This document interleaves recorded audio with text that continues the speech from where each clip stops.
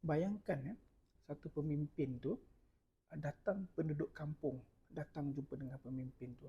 Wahai pemimpin, saya ada permohonan yang saya nak minta kamu untuk tunaikan. Dan permohonan itu ada dalam surat ni. Dan pemimpin tu pun tanya, so, apa permintaan? Penduduk tu kata, tu dalam surat tu ada. Lepas tu dia baca, okay, so kamu nak minta projek ini. Kenapa nak minta projek ini?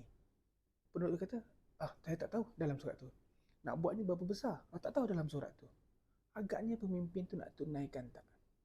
Ataupun kita imagine kan, pemimpin ini satu hari datang penduduk kampung tu, ramai-ramai datang. Tok Penghulu ada kat depan. Penghulu berkata, wahai pemimpin, kami daripada Korea ini, daripada kampung ni datang nak minta pertolongan, nak minta daripada kamu. Dan pemimpin pun tanya dengan salah seorang penduduk tu, apa yang kamu nak minta tu? Penduduk kata, kena tanya Tok Imam, kena tanya dengan penghulu, penghulu tahu. Tanya penduduk yang kedua, apa? Penghulu tahu. Agaknya pemimpin tu nak tunaikan atau tak. So, sama juga kita dengan Allah, kan? Bila kita nak minta dengan Allah, betul ada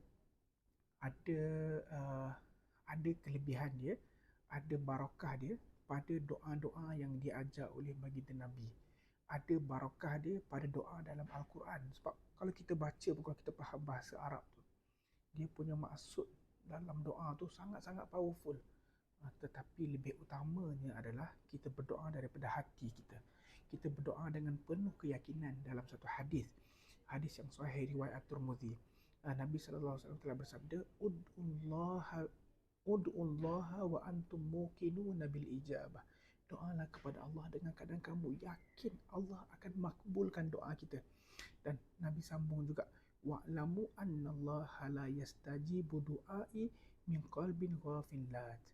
Sesungguhnya Allah, dia tidak menjawab, dia tidak makbulkan doa daripada hati yang ghaflah, hati yang lalai dan hati yang alpa. Sebenarnya hati yang tak sedar, dia tak tahu pun apa doa dia tu. So bila kita nak berdoa, betul, okeylah nak doa ramai-ramai, doa dengan imam. Tapi lebih utamanya adalah doa tu daripada hati kita. Apa yang kita faham, apa yang benar-benar daripada hati kita, itu yang Allah nak dengar. Allah tahu tak apa dalam hati kita? Allah definitely tahu. Tapi Allah ni Tuhan kita. Allah suka kita mengadu kepada dia. Allah suka kita sebut apa yang kita nak pada dia. So, doa daripada hati. Doa daripada hati, doa dengan faham.